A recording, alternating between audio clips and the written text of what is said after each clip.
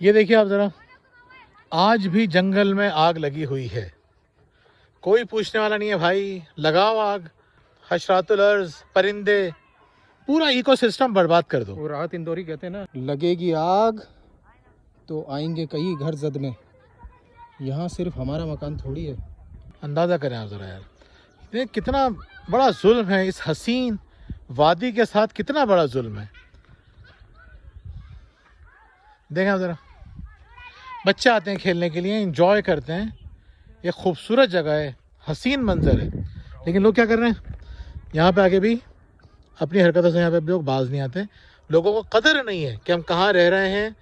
कराची वालों से पूछो कि ये क्या है, कितनी बड़ी नेमत है, और जो लोग ये आग जला रहे हैं उनको भी अंदाज़ा ही नहीं है, ये कुफरान नेमत कर रहे हैं, और कुफरान नेमत की बहुत बड़ी सज़ा मिलती है इंसान को। तो आपसे दरख्वास्त है कि भाई इन जगहों का ख्याल रखें।